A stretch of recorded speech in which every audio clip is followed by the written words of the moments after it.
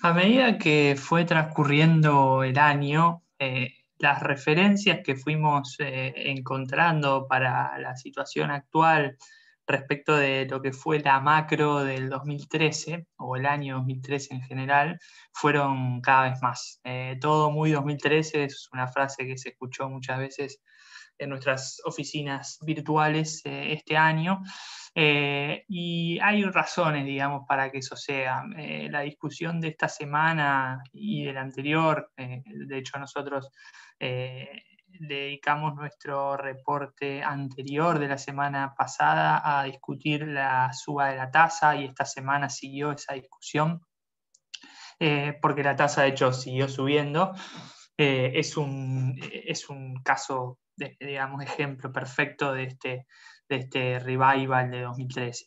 El programa macro del gobierno de aplazar ajustes y postergarlos, que son ajustes necesarios, el cepo, la política cambiaria, el nivel de la brecha, la suerte de la cosecha también, bueno, como dijimos, el contexto internacional y sobre todo también el calendario electoral local, son todos elementos, digamos, que nos remiten a aquel año impar, digamos, que cambió la historia política reciente del país.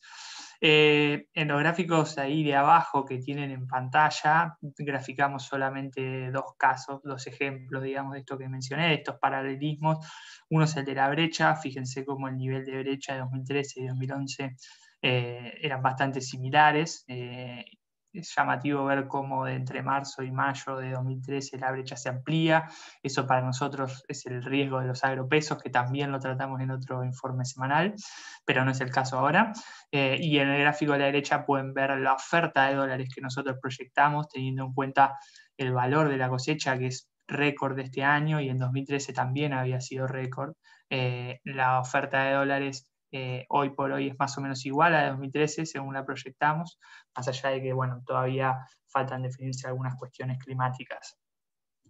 De todos modos, el punto de este reporte, digamos, que se llama Déjà Vu de 2013, y que, bueno, hace toda una referencia a una canción de Cerati, es que aunque la analogía puede ser tentadora, porque todas las analogías simplifican el mecanismo de razonamiento y eso tienta, eh, y amén de que puede ser válida en todos estos aspectos que remarcamos, también es verdad que nosotros creemos que es una excesiva simplificación de la situación. La verdad es que creemos que podríamos estar incurriendo en un sesgo de autoconfirmación, tender a encontrar evidencias que nos remiten a esa situación de 2013 solo porque es nuestra hipótesis preexistente. La, en el reporte encontramos, o mejor dicho, armamos una tabla, que es la que pueden ver en pantalla, que no se las voy a explicar, pero creo que está buena para remarcar las principales diferencias y para transmitir esta idea. Hoy por hoy la situación macro es muchísimo más delicada que entonces. Simplemente algunos ejemplos de eso. Tenemos una economía mucho más chica. En los últimos 3 años la economía se contrajo 15%, mientras que en 2013 habíamos llegado en los últimos 3 años creciendo 15%. También tenemos un nivel de inflación muchísimo más elevado, fue 38 el año pasado versus 25 en 2013, que en ese momento nos parecía alta, pero hoy con el diario del lunes la verdad es que ojalá tengamos una inflación de 25%. Y con mecanismos de indexación que ya con muchos más años de inflación alta sobre el lomo, digamos, están mucho más aceitados. Pero, digamos, las diferencias también son un nivel de reservas netas muchísimo más bajo y un nivel de pasivos remunerados muchísimo más alto. O sea, el balance del Banco Central es una diferencia importante y hoy está mucho más golpeada que en 2013. Fíjense cómo en los gráficos ahí que ven en pantalla, las reservas netas hoy de 4.400 millones de dólares en 2013, en febrero de 2013 eran 34.000, o sea, casi 30.000 millones menos. Y los pasivos remunerados, que hoy son casi 9 puntos del PBI, en febrero de 2013 nos llegaban a 4 puntos del PBI. Entonces, ahí hay una diferencia bastante importante y digamos que marcan la debilidad de la economía actual. En términos fiscales también estamos peor, y sobre todo también en términos de deuda. Hoy el ratio de deuda bruta sobre PBI está casi en 90% del PBI, mientras que en el 2013 estaba en 35-36%, lo mismo pasa con la deuda neta. La única ventaja de hoy es que tenemos un perfil de vencimientos un poco más alivianado por el efecto del canje, pero no quiere decir nada eso, digamos, la situación es también mucho más delicada ahora. Y también la situación social, digamos, estamos hablando de pobreza arriba del 40% versus un nivel que, como pueden ver en la tabla, en ese momento estaba en torno al 18%, según estimaciones privadas, porque en ese momento la medición del INDEC estaba sesgada. Entonces, no solo los matices se hacen desde el punto de vista macro, como dijimos recién, sino que también lo que a priori era una gran similitud, que era la elección legislativa, también se matiza, digamos, porque la elección de 2013, revisando un poco algunos papers y research anteriores, la elección de 2013 tenía un significado político mucho más importante. En aquel momento se estaba discutiendo si el kirchnerismo lograba una mayoría en el Congreso en esas elecciones para lograr pasar una reforma constitucional que permitiría prolongar el proyecto político, y el mercado estaba esperando eso. Hoy por hoy eso no está, digamos, y además, hoy por hoy también el peronismo va unido. En ese momento estábamos hablando de un peronismo que iba dividido y que eso obviamente mejoraba el panorama. Así que no solo las diferencias son macro, sino también en los bemoles políticos.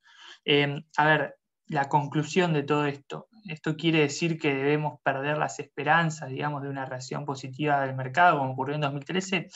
La verdad es que no necesariamente, y nosotros ahí remarcamos 4 motivos. El primero es que gran parte del deterioro de la macro actual ya está descontado en los precios actuales, y eso lo graficamos con esto que ven en pantalla ustedes ahí al pie de la página.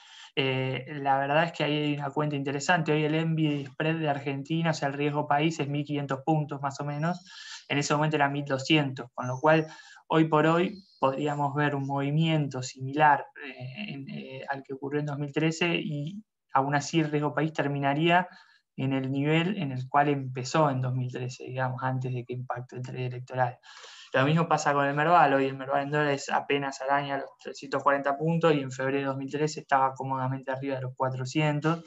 Entonces, hoy por hoy, digamos, el Merval podría tener un movimiento, digamos, igual al del trade electoral en 2013, y aún así estaría 20% por debajo de los niveles en los que estaba en octubre de 2013. Entonces, gran parte de estas diferencias que marcamos ya están en los precios.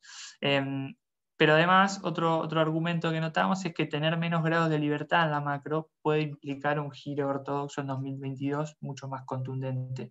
A ver, 2013, con todas estas variables que nosotros remarcamos, que eran bastante más holgadas que ahora, aún así el gobierno pierde las elecciones, lo cual encima les ayuda en las variables de mercado, y aún así siente la necesidad de hacer un giro un poco hacia la ortodoxia, con la devaluación de enero de 2014 de Kicillof, hubo algunos aumentos de tarifas, hubo una suba de tasas, reaparecieron las LEVAX con todo, con Fábrega en el Banco Central, y el acuerdo del Club de París. A ver, teniendo en cuenta que el gobierno sintió la necesidad de hacer un giro hacia la ortodoxia en 2014 con una situación más holgada, podríamos pensar que en 2022 eso tenga todavía más lugar, o sea, un poco más contundente.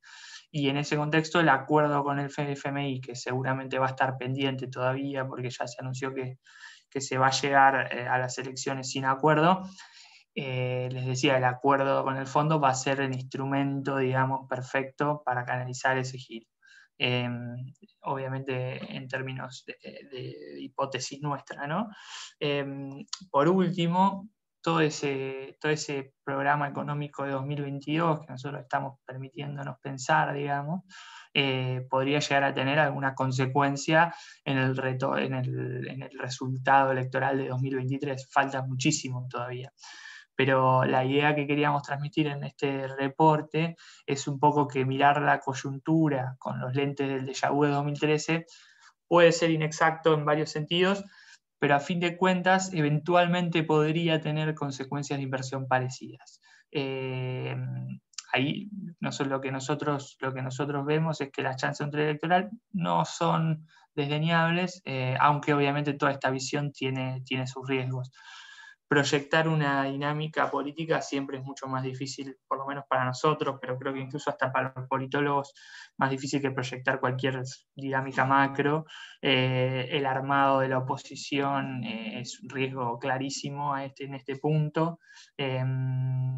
Y sobre todo también tener en cuenta que los argumentos que recién remarcábamos respecto de que la elección de 2013 no o era mucho más significativa desde el punto de vista político que la de 2021.